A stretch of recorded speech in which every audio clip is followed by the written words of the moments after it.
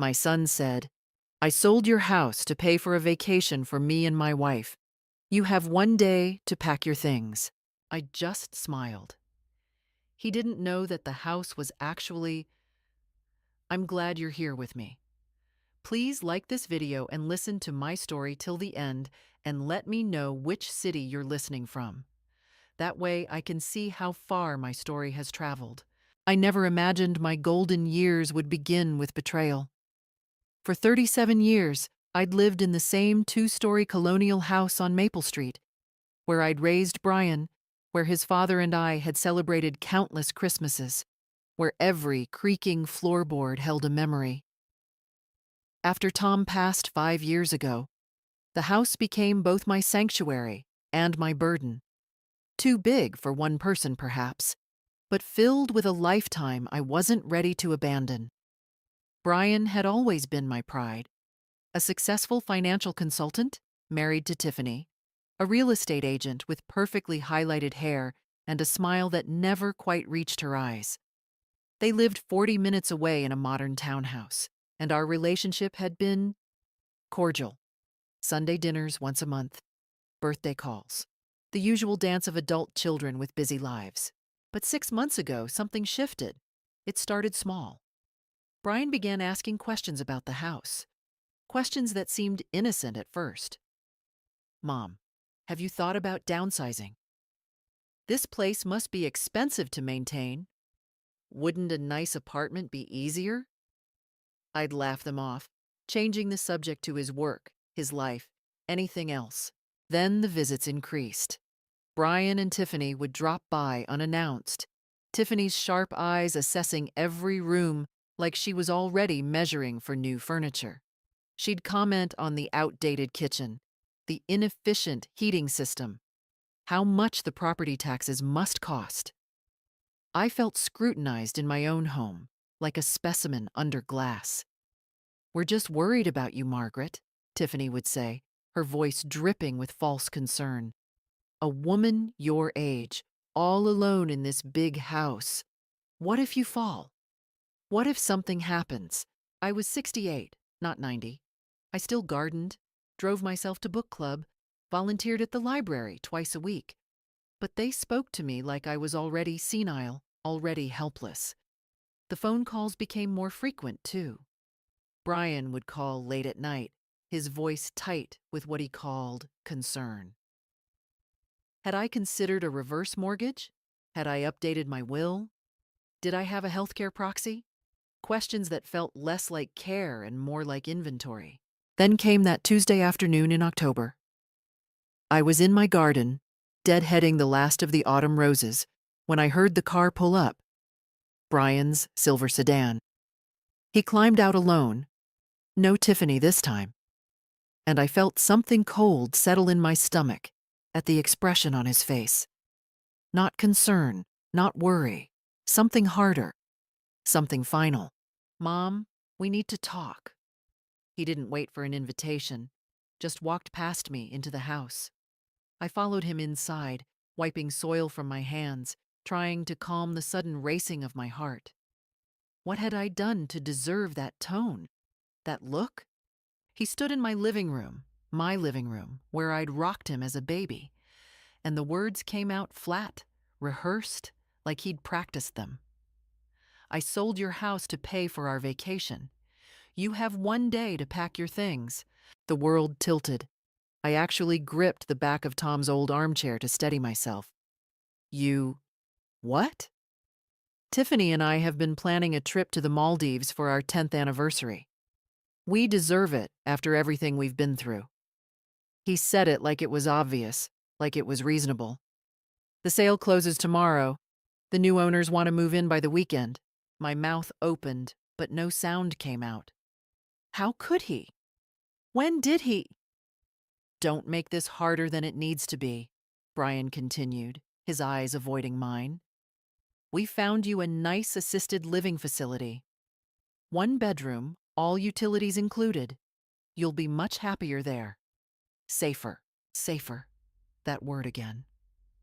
I looked at my son, really looked at him, and saw a stranger. When had this happened? When had my boy, my sweet boy, who used to bring me dandelions and call them bouquets, become this cold, calculating man standing in my home, telling me he'd stolen it from under me? But here's what Brian didn't know, what he couldn't possibly have known in his greed and his arrogance. The house wasn't actually in my name anymore. I smiled, a small, quiet smile that made him falter for just a moment. Is that so? I said softly. Well then, I suppose you'd better tell me which assisted living facility. After Brian left, after he'd handed me a brochure for Sunset Gardens Senior Living and driven away in his expensive sedan, I sat in Tom's armchair for exactly 20 minutes, letting the shock wash over me like cold water. My hands trembled. My chest felt tight. Had my own son really just tried to sell my house without my permission? Had he really stood in this living room and told me to pack my belongings like I was being evicted? The audacity of it was almost impressive. I forced myself to breathe slowly, to think clearly. Panic wouldn't help me now. I needed to understand what had actually happened, what Brian thought he'd done. Because one thing was certain. He believed he'd succeeded. He'd walked out of here confident, almost smug. I pulled out my laptop. Yes, I owned a laptop, despite what my son seemed to think about my technological capabilities, and began searching for property records. It took me 40 minutes and 3 phone calls, but I finally reached someone at the county clerk's office who could access the information.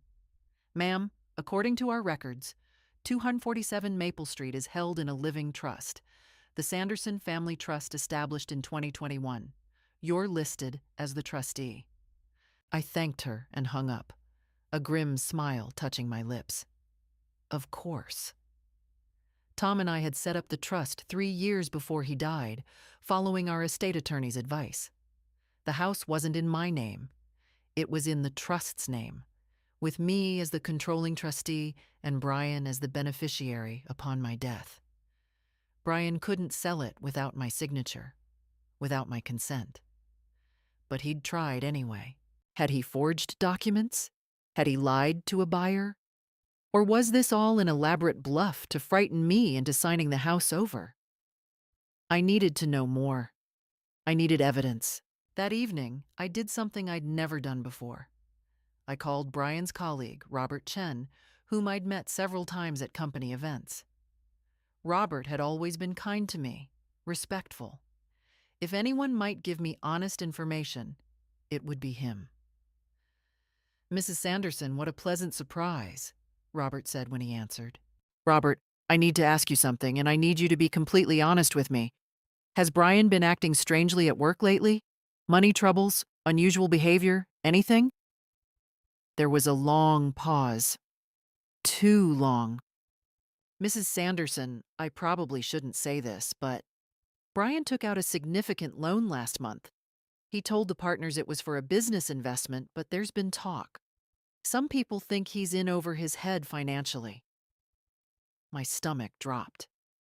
How significant? 6 figures.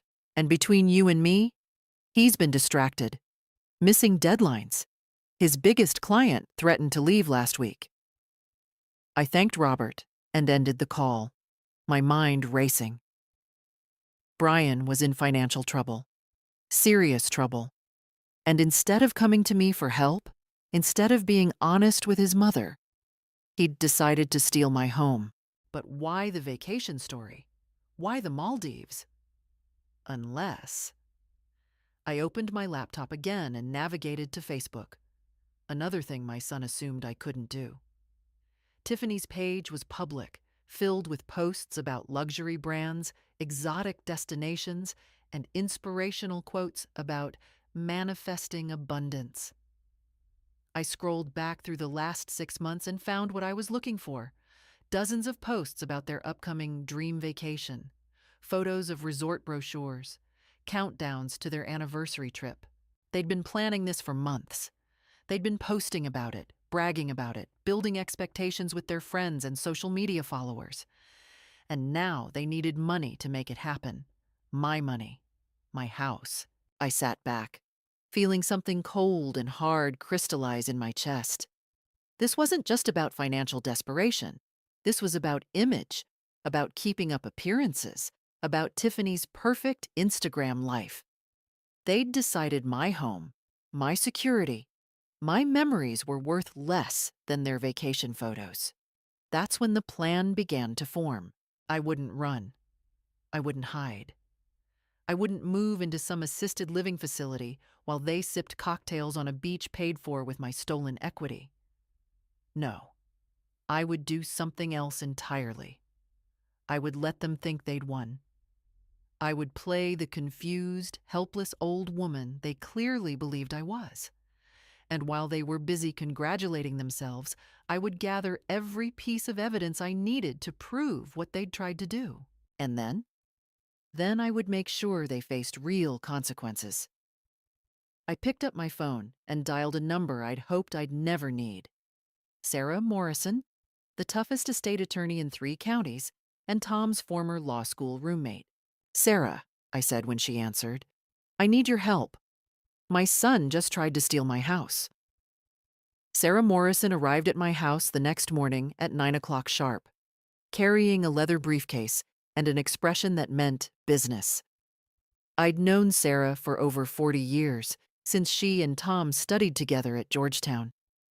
She'd built a reputation as someone who didn't lose cases, especially when family members tried to exploit the elderly. "Tell me everything," she said, settling into the same armchair where Brian had delivered his ultimatum, just 24 hours earlier. I walked her through it all. Brian's increasingly intrusive questions, Tiffany's assessments of my property, the late-night phone calls, and finally, the bombshell announcement about selling the house. Sarah took notes, her jaw tightening with each detail. "Do you have any documentation, texts, emails, recordings?" I shook my head. "It all happened so fast. But Sarah, here's the thing. He can't actually sell the house, can he? It's in the trust." "Not without your signature as trustee, no.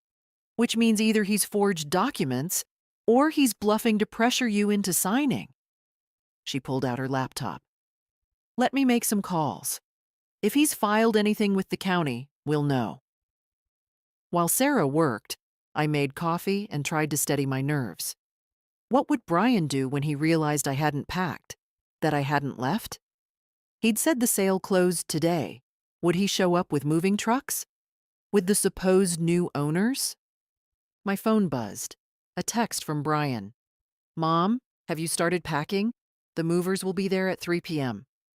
My hands shook as I showed Sarah the message. "Don't respond yet," she advised. "Let's see if movers actually show up. If they do, I'll handle it." At 2:45 p.m., a white moving van pulled up to my curb. 2 men climbed out, checking a clipboard. I watched from my window as they approached my front door. Sarah stood beside me, phone already recording. "Let them knock. Don't open the door." The knock came, 3 sharp raps. I stood frozen, my heart hammering. "Mrs. Sanderson? We're here from Reliable Movers. Your son Brian hired us to help with your relocation." Sarah opened the door, her attorney face firmly in place. "Good afternoon, gentlemen. I'm Sarah Morrison, Mrs. Sanderson's legal counsel. Can I see your work order?" The men exchanged confused glances. The older one handed over a sheet of paper. Sarah examined it carefully, then looked up with steel in her eyes. "This work order was placed by Brian Sanderson, but he has no legal authority to initiate a move from this property. The house is held in a trust with Margaret Sanderson as the sole trustee. I'm afraid you've been hired under false pretenses." "But Mr. Sanderson said his mother agreed to move. He said she was going into assisted living." "Mrs. Sanderson has agreed to no such thing. In fact, she had no knowledge of your company being hired." Sarah handed back the paperwork. "I'd suggest you contact Mr. Sanderson for payment because you won't be moving anything from this address today." The movers left, confused and clearly annoyed. As their van pulled away, another car arrived. Brian's sedan, with Tiffany in the passenger seat. I watched my son climb out of the car. his face already red with anger. He must have gotten a call from the moving company. Tiffany followed, her expression sharp and calculating. Sarah stepped onto my porch before they could reach the door. "Mr. Sanderson, Mrs. Sanderson.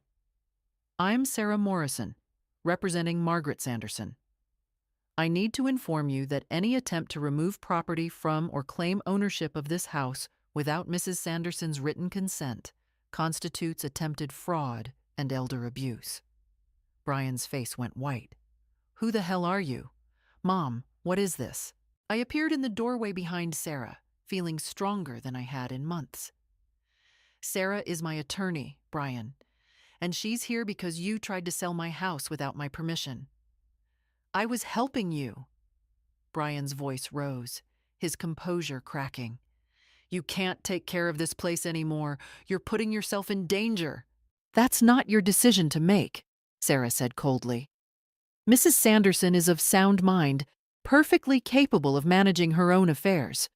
What you've attempted here is illegal." Tiffany grabbed Brian's arm, whispering urgently, but he shook her off. "I'm your son. Everything you have should be mine anyway. You're just being selfish, holding on to this house when we need—" He stopped abruptly, realizing what he'd almost said. "When you need what, Brian?" I asked quietly. "Money? Money for your Maldives vacation? Money to cover the six-figure loan you took out at work?" His eyes widened. "How did you—" "I may be 68, but I'm not senile. I can still make phone calls. I can still do research."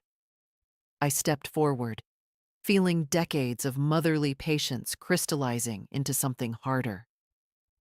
"You tried to steal my home to fund your vacation. You were willing to make me homeless for a beach resort."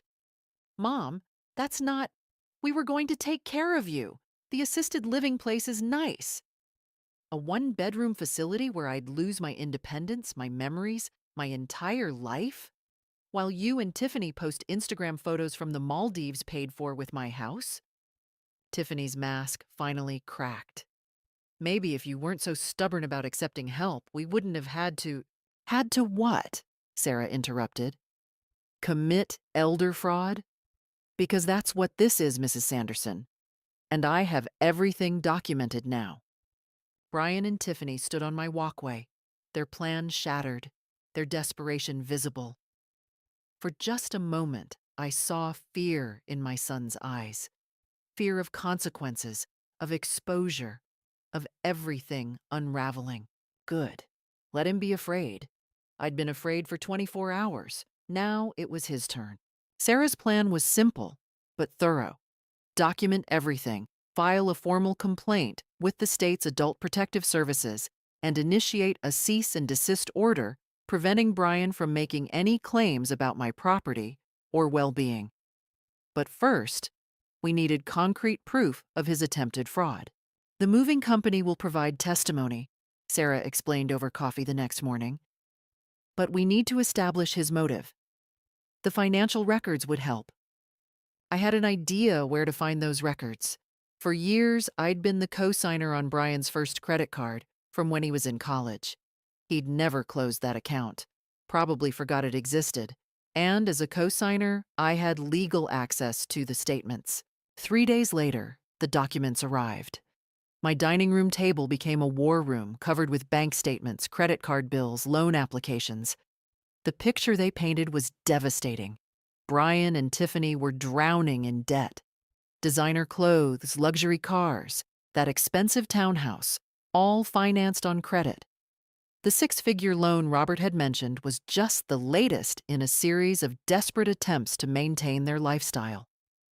And there, buried in the credit card statements, a $47,000 payment to Tropical Dreams Luxury Resorts, Maldives package. They'd already paid for the vacation, money they didn't have, money they desperately needed to recoup. My money. I was photographing the evidence when my doorbell rang. Through the window, I saw Brian's car, and behind it, a vehicle I didn't recognize. A man in a suit stood beside Brian on my porch. Sarah, who'd become a permanent fixture in my guest room, answered the door. Mrs. Morrison, Brian said, his voice tight and controlled. This is my attorney, James Kirkland. We're here to discuss a resolution. I joined Sarah at the door, keeping my expression neutral. Brian's eyes met mine, and I saw something ugly there. Not remorse, not shame, but resentment. As if I were the one in the wrong for defending myself. Mr. Kirkland, Sarah said coolly, I wasn't aware Mr. Sanderson had retained counsel. As of yesterday, the attorney replied. He was young, probably fresh out of law school, with a nervous energy that suggested he'd taken this case without fully understanding it. My client would like to propose a compromise that would benefit everyone involved. I'm listening, Sarah said, though her tone suggested otherwise. Mr. Sanderson recognizes there may have been some miscommunication about the property transfer. However, he maintains that his mother is unable to safely maintain the house alone. He's proposing a joint ownership arrangement where he would handle all maintenance and financial decisions while Mrs. Sanderson retains residency. I actually laughed, a short, bitter sound. So I get to live here while Brian controls everything, makes all the decisions? And what happens when he decides to sell anyway? Mom, I'm trying to help. You tried to make me homeless, Brian. My voice rose despite my intention to stay calm. You hired movers without my knowledge. You told them I'd agreed to leave. You've been lying for months. Kirkland cleared his throat. Mrs. Sanderson, with all due respect, my client is concerned about your judgment. This resistance to reasonable help suggests what? Sarah's voice cut like a knife. That a competent 68-year-old woman who gardens, volunteers, maintains her own home, and manages her own finances is somehow incompetent because she won't let her son steal her property? Nobody's stealing anything, Brian snapped. I'm your only child, Mom. This house will be mine eventually anyway. I'm just trying to help you transition. To assisted living I don't need, so you can access my home equity for your vacation. I pulled out my phone and showed him a photo of his credit card statement, the Maldives payment clearly visible. I know about the resort, Brian. I know about all of it. The color drained from his face. Tiffany, who'd been waiting in the car, must have sensed trouble because she suddenly appeared behind the attorneys, her expression panicked. You've been spying on us? Brian's voice shook with rage. Going through our private financial records? Records I'm legally entitled to access as a cosigner. Records that show exactly why you need money so desperately. Kirkland's professional demeanor cracked. Mr. Sanderson, you didn't mention. It's not relevant, Tiffany interrupted, her voice shrill. Margaret, if you loved your son, you'd want to help him. You'd want him to be happy. That house is too much for you anyway. Everyone can see that. We're your family, your only family. Are you really going to choose some lawyer over your own son? The manipulation was so transparent, so calculated, that I felt something cold settle over me. I'm choosing myself, I said quietly, something I should have done months ago. Brian stepped forward, his face twisted with anger. You stubborn old woman. You're going to regret this. We'll prove you're incompetent. We'll get guardianship. You'll what? Sarah's voice was dangerously soft. Threaten a senior citizen in front of witnesses? Add that to the attempted fraud charges? Kirkland grabbed Brian's arm. Mr. Sanderson, I strongly advise you to stop talking. They left, Brian radiating fury, Tiffany in tears, their young attorney looking like he regretted ever answering their call. I watched them drive away, my hands shaking, not with fear, but with adrenaline. Sarah put a hand on my shoulder. You did well. But Margaret, you need to prepare yourself. They're going to escalate. People this desperate don't give up easily. I knew she was right, but for the first time in months, I felt powerful. I felt in control. I took Sarah's advice and gave myself 3 days of rest. No legal papers, no confrontations, just quiet time in my garden, long walks through the neighborhood, and evenings with old movies. I needed to recover my strength for whatever came next. The first attempt at manipulation came through email, a long, rambling message from Tiffany that arrived on the fourth day of my rest period. I read it over my morning coffee, Sarah sitting across from me at my kitchen table. Dear Margaret, I've been crying for days, unable to sleep, thinking about how our family has been torn apart. I know Brian made mistakes in how he approached the situation, but his heart was in the right place. He loves you so much and worries constantly about your safety. I worry too. You're all alone in that big house, and what if something happened? What if you fell and no one found you for days? We just want to take care of you. Please, can't we meet somewhere neutral and talk this through? I miss our Sunday dinners. I miss being a family. Love, Tiffany. I set down my phone and looked at Sarah. She's good. I almost feel guilty. That's the point, Sarah said dryly. Classic manipulation, guilt, fear, isolation. Notice how she takes no responsibility but paints herself as the victim? I forwarded the email to Sarah's professional account for documentation and sent a brief reply. Tiffany, I'm open to reconciliation, but only after legal matters are resolved and genuine apologies are made. Margaret. The response came within minutes. Legal matters? Margaret, we're family. You're treating us like criminals when we only wanted to help. This is what that lawyer has done to you, turned you against your own son. Brian is heartbroken. Please, just have coffee with us. No lawyers, no drama, just family. I didn't respond. Sarah had warned me this would happen. The love bombing, the attempts to isolate me from my support system, the pressure to meet without legal protection. 2 days later, flowers arrived. An enormous bouquet of roses, my favorite.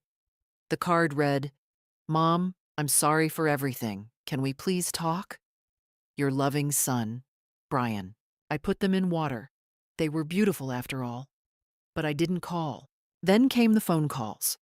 Brian left voicemails, his voice varying from tearful to angry to wounded.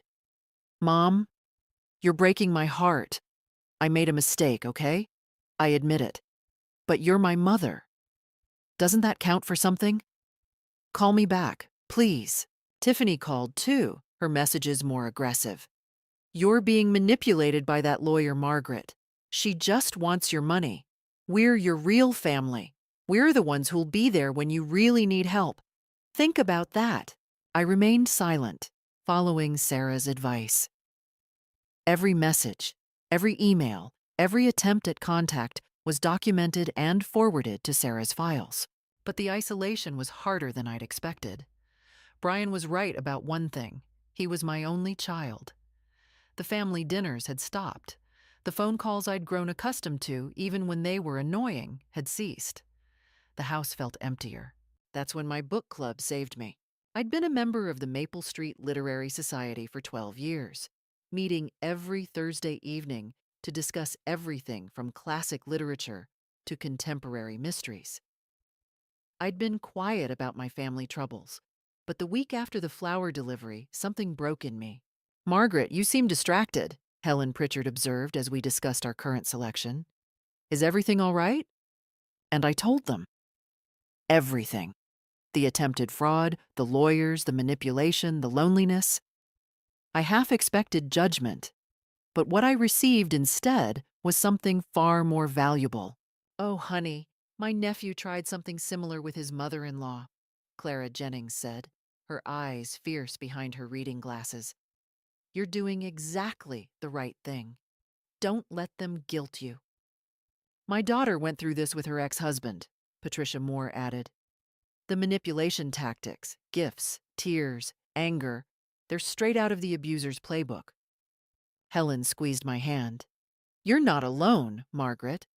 We're here. Whatever you need. Over the next week, my book club became my fortress.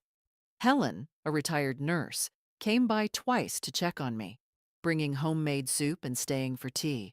Clara, whose husband had been a police officer, gave me practical advice about home security and documentation. Patricia, who'd worked in social services, connected me with a support group for seniors dealing with financial exploitation by family members. I attended my first support group meeting at the community center, nervous and uncertain. But sitting in that circle of 12 people, all dealing with similar betrayals by children, spouses, or relatives, I realized something profound. I wasn't crazy. I wasn't overreacting.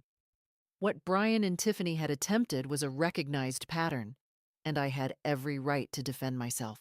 My son told me I was being selfish, an elderly man named Robert shared. Said I was ruining his life by not giving him control of my finances. I actually believed him for a while.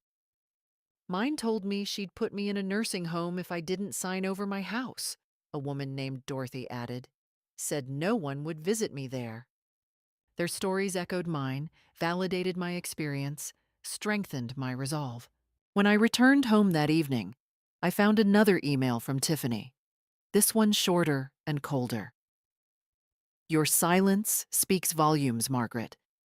We've tried to reach out, tried to reconcile, but you've chosen that lawyer over your family. We won't beg anymore. Don't come crying to us when you're all alone. I read it without emotion, forwarded it to Sarah, and deleted it. I wasn't alone. I had my book club, my support group, my attorney, my community. Brian and Tiffany had tried to convince me that they were all I had, but they were wrong. And that knowledge made me stronger than I'd been in months. They came on a Sunday morning, 3 weeks after their last attempt at contact. I was in my garden, pruning the hydrangeas, when I heard the car doors slam. 2 of them, Brian's sedan, and another vehicle I didn't recognize. I stood slowly, trowel still in hand, and watched as Brian and Tiffany walked toward me, followed by an older woman I'd never seen before. They all wore carefully constructed expressions of concern, like actors playing roles. Mom, Brian said, his voice gentle, controlled. We need to talk, please. Just hear us out. I didn't invite them in. I stood in my garden, dirt on my knees, and waited. The older woman stepped forward, extending her hand. Mrs. Sanderson, I'm Dr. Patricia Henshaw. I'm a geriatric care specialist. Brian asked me to assess your living situation. A doctor. They'd brought a doctor to declare me incompetent. I didn't agree to any assessment, I said calmly. Of course not, and you don't have to, Dr. Henshaw said smoothly.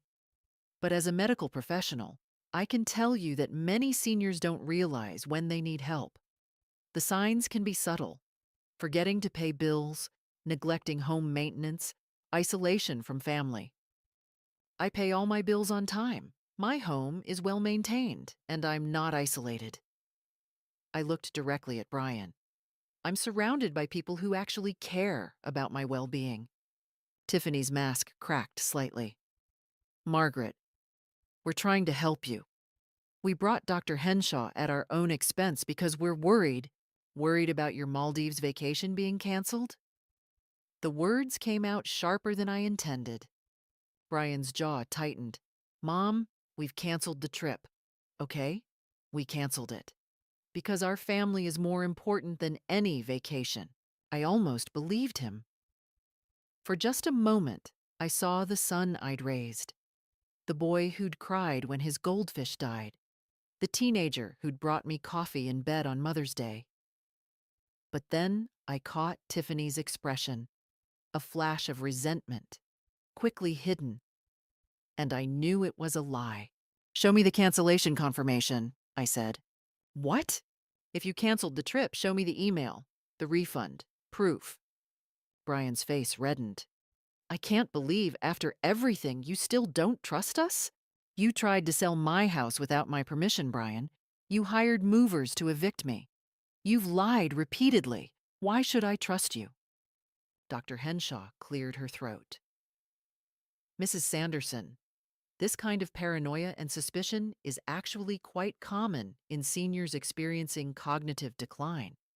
The inability to trust family members, the belief that loved ones are out to get you. These are red flags. The manipulation was so smooth, so professional, I felt a chill run down my spine. This woman was a real doctor, giving me a real diagnosis based on manufactured symptoms. If I weren't careful, this could be used against me in court. I appreciate your concern, Dr. Henshaw, but I'm not experiencing cognitive decline. I'm experiencing attempted financial exploitation by my son. I pulled out my phone. Would you like to see the documented evidence? The moving company work order? The credit card statements showing the paid vacation? The doctor's professional smile faltered. You've turned our mother against us, Tiffany said, her voice rising. With your lawyers and your accusations and your paranoia. We're trying to build a relationship here, trying to be a family, and you're treating us like criminals. You committed a crime, I said quietly. We made a mistake, Brian shouted, his control finally breaking completely. A mistake! People make mistakes, Mom!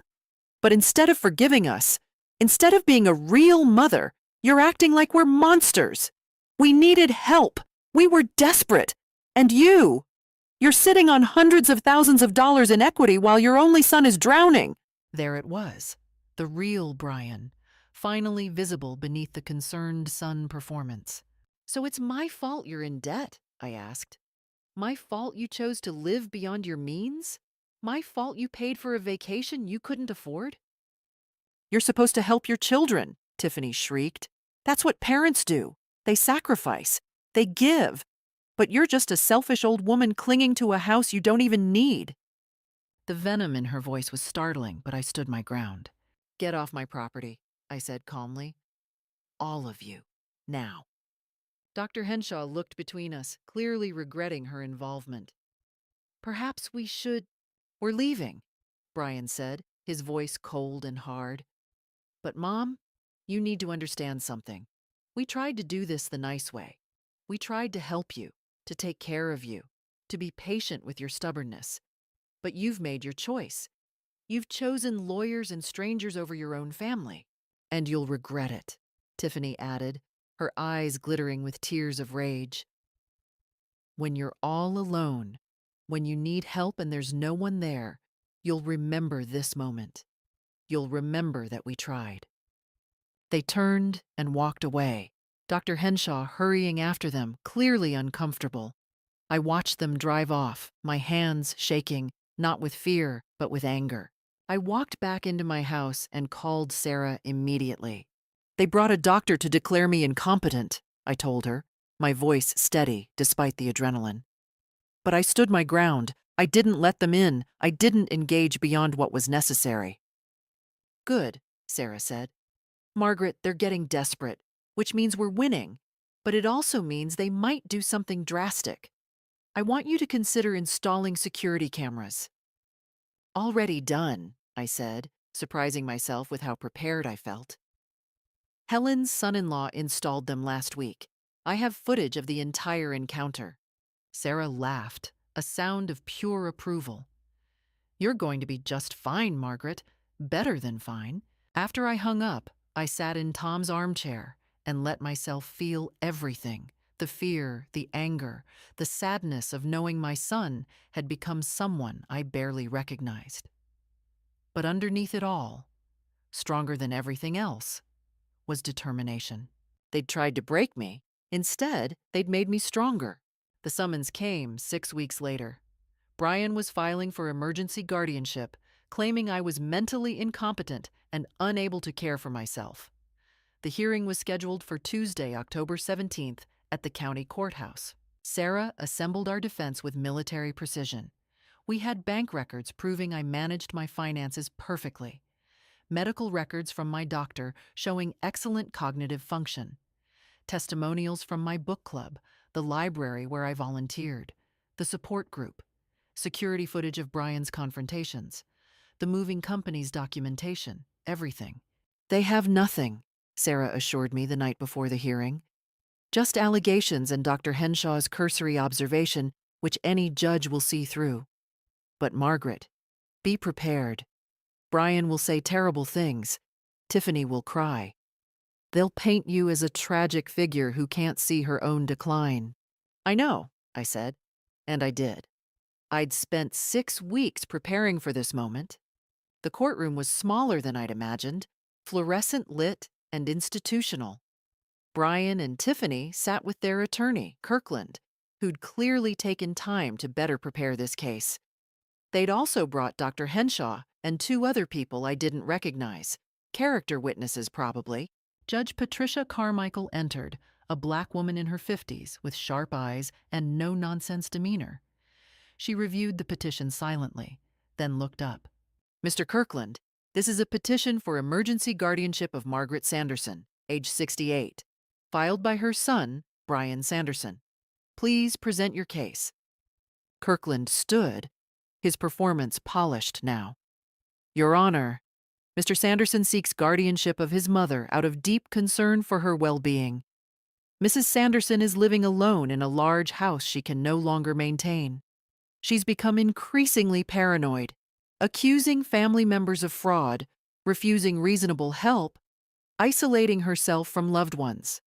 Dr. Henshaw will testify to observed signs of cognitive decline. Dr. Henshaw was called first.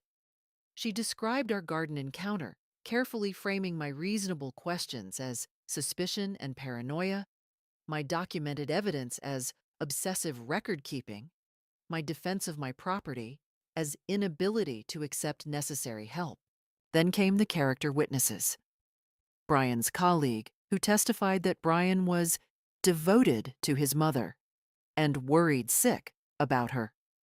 Tiffany's sister, who claimed I'd changed in recent months, becoming hostile and irrational. Finally, Brian himself took the stand. Mr. Sanderson, please describe your relationship with your mother, Kirkland prompted. Brian's performance was masterful. He spoke softly, emotionally, painting a picture of a devoted son watching his beloved mother deteriorate. He described the house, too big for her to manage, the isolation. She barely leaves home anymore. The refusal of help. She won't even discuss downsizing. And the incident with the moving company? Kirkland asked. I made a mistake, Brian said, his voice breaking slightly. I was so worried about her safety. I thought if I could just show her how much easier life could be in a smaller place. I shouldn't have acted without her explicit consent. I see that now. But it came from love, Your Honor. Pure love and concern.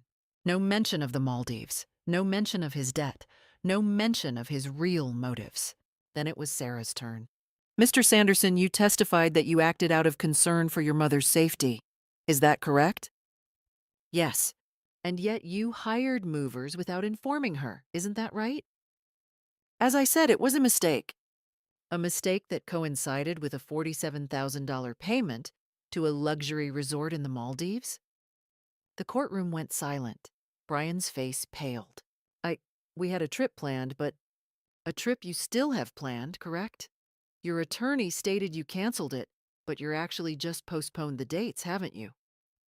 That's not. Sarah produced the evidence. Printouts of Tiffany's recent social media posts made just 2 weeks ago, showing updated countdown posts for their rescheduled dream vacation.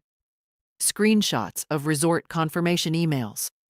Credit card statements showing payment plans. Your Honor, Sarah continued, this isn't about concern for Mrs. Sanderson's well-being. This is about financial desperation. Mr. Sanderson is in significant debt. She presented the loan documents and attempted to access his mother's home equity to fund his lifestyle. She called me to the stand next. I spoke clearly, calmly, walking through my daily routine, my volunteer work, my book club, my financial management, my garden, my friendships. I presented my medical records, my clean bill of health from my doctor. I showed my bank statements, every bill paid on time, savings intact. Mrs. Sanderson, Sarah asked, why do you believe your son filed for guardianship? I looked directly at Brian, at his pale, trapped face. Because I refused to let him steal my home to pay for his vacation. Because I wouldn't be bullied into giving up my independence. Because I stood up for myself. The judge called for a recess. 20 minutes later, she returned with her decision. "I've reviewed all evidence presented," Judge Carmichael said, her voice cutting. "And I find no merit whatsoever in this petition. Mrs. Sanderson is clearly competent, financially stable, and living independently without issue. This appears to be exactly what Mrs. Morrison suggested, an attempt to access assets under the guise of concern." She looked at Brian with barely concealed disgust. "Mr. Sanderson, filing frivolous guardianship petitions wastes court resources and constitutes a form of elder abuse. I'm denying your petition and ordering you to pay Mrs. Sanderson's legal fees. Additionally, I'm referring this case to Adult Protective Services for investigation into possible financial exploitation." Brian's face crumpled. Tiffany burst into tears, real tears this time, of defeat and fury. "Court is adjourned." I walked out of that courthouse with my head high, Sarah beside me, my freedom and dignity intact. I'd won. The Adult Protective Services investigation moved swiftly. Within 2 weeks, a caseworker named Linda Martinez contacted me, asking to review all documentation related to Brian's actions. I handed over everything: the security footage, the emails, the bank records, the moving company statements, the court transcripts. "Mrs. Sanderson," Linda said, after reviewing the materials, her expression grave, "what your son attempted constitutes financial exploitation and attempted fraud. We're opening a formal case. You should also know that his employer has been notified. It's standard procedure in cases involving fiduciary misconduct by financial professionals." I hadn't expected that. His employer? When someone in a position of financial trust demonstrates this kind of behavior toward vulnerable family members, their employer needs to know. It speaks to character and judgment. The dominoes began to fall faster than I'd anticipated. Brian's firm placed him on administrative leave pending their own investigation. When the partners discovered he'd taken a loan under false pretenses and attempted to defraud his own mother, they made the decision quickly. Termination for cause, effective immediately. No severance. No references. Tiffany's real estate license came under scrutiny next. The state board investigated whether she'd been involved in the fraudulent property transaction. While they didn't find enough evidence to revoke her license, her brokerage quietly let her go. In real estate, reputation is everything, and the whispers about attempted elder fraud spread quickly through the professional community. The Maldives trip, already postponed twice, was finally canceled. Not by choice, but by necessity. The resort refused a refund, keeping their $47,000 as per the cancellation policy. But the final blow came from an unexpected source. I received a call from Brian's mortgage company. Their payment was 60 days overdue. Apparently, Brian had been using credit cards to make mortgage payments, a house of cards that had finally collapsed. The bank was initiating foreclosure proceedings on their townhouse. I should have felt satisfied. I should have felt vindicated. Instead, I felt something more complicated. A mother's grief for the son I'd lost, mixed with relief that I'd protected myself. 3 months after the court hearing, I received a letter, hand-delivered, placed in my mailbox without postage. Brian's handwriting on the envelope. I almost didn't open it. Sarah advised against it, but curiosity won. "Mom, we lost everything. The house, our jobs, our friends, our reputation. Everyone looks at us like we're criminals. Tiffany's parents won't speak to us. We're living in a rental apartment, barely making ends meet. I know you think I deserve this. Maybe I do. But I need you to understand. I never meant to hurt you. I was desperate, drowning, and I made terrible choices. I'm not asking for forgiveness. I'm not asking for money. I just need you to know that I'm sorry. I'm sorry for all of it. Brian." I read it twice, then filed it with the rest of the documentation. Sarah called me that evening with news. "Margaret, Brian's attorney, contacted me. They want to negotiate a settlement." Brian will sign away any future claim to your estate, won't contest your will, and will agree to supervised visitation only in exchange for you not pursuing further legal action. What further legal action? You could sue for damages, emotional distress, legal fees beyond what the judge ordered, attempted fraud. You'd likely win. I thought about it for exactly 3 seconds. Draw up the agreement, I said. But I want one more condition. Brian must complete a financial counseling program and provide proof of completion. If he's going to rebuild his life, he needs to learn to live within his means. That's very generous, Margaret. It's not generosity. It's making sure this never happens again. The agreement was signed 2 weeks later.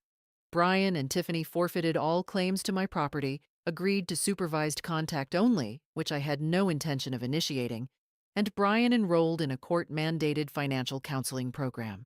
I had my lawyer update my will.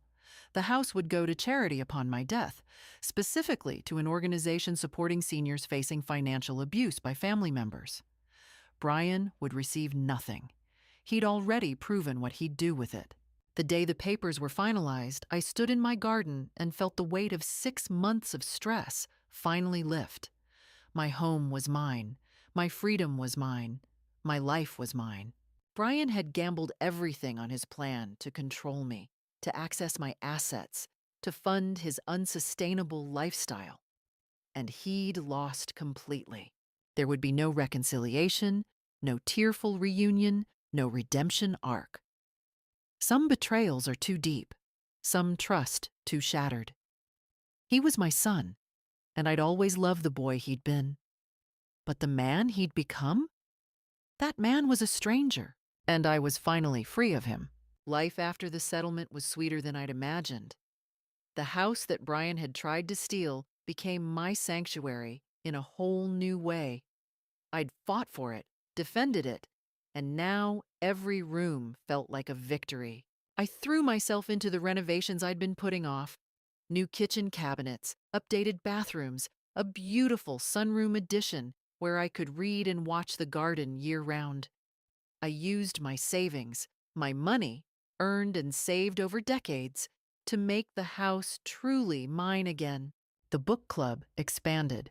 We started meeting twice a month instead of once, and I hosted regularly, filling my dining room with laughter, wine, and spirited debates about literature. Helen, Clara, and Patricia became more than friends. They became family, the kind that actually showed up, that cared without agenda. I took on more volunteer work at the library, eventually becoming the coordinator for their senior literacy program, teaching older adults to use computers, to navigate the internet, to protect themselves from scams, including financial exploitation by family members. I told my story, anonymously at first, then openly as I grew more comfortable. The sessions filled up quickly. Apparently, my experience wasn't as rare as I'd hoped. The support group where I'd found such solace asked me to speak at their annual fundraiser. Standing at that podium, looking out at hundreds of faces, I told the truth. Your children, your spouses, your relatives, they don't own you. They don't own your assets. And love doesn't mean letting yourself be exploited. You have the right to protect yourself, even from family, especially from family. The standing ovation lasted 3 minutes. I started dating again, something I hadn't done since Tom died. Nothing serious, just coffee dates and theater outings with a retired professor named David who made me laugh and never once asked about my finances or my property. It felt good to be wanted for myself, not for what I owned. My garden flourished.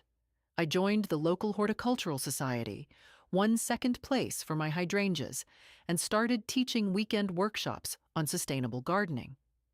The house that Brian thought was too much for me became a hub of activity and joy. Meanwhile, the updates about Brian and Tiffany filtered through occasionally, usually through mutual acquaintances who thought I should know. They'd lost the townhouse to foreclosure, as expected, moved into a small rental apartment in a cheaper part of town. Tiffany took a job as an administrative assistant, a humiliating step down from her real estate career, but necessary. Brian found work eventually, but nothing in finance. No firm would touch him after the investigation. He was selling insurance now, making a fraction of his former salary. Tiffany's social media, once filled with luxury branding and vacation countdowns, went dark. Then reappeared with a new tone: inspirational quotes about resilience, vague posts about lessons learned, photos carefully cropped to hide their modest circumstances.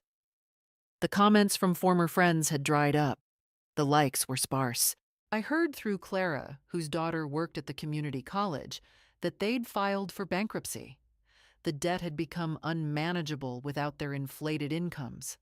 The court-mandated financial counseling couldn't undo years of reckless spending overnight. Brian's marriage, apparently, was suffering. Clara had seen them at the grocery store, arguing in the parking lot about which generic brand to buy. The dream life they'd been so desperate to maintain had collapsed entirely. 6 months after the settlement, I received one more letter from Brian. This one shorter, more bitter. "Mom, I hope you're happy. I hope your house and your lawyer and your new life were worth destroying your only son.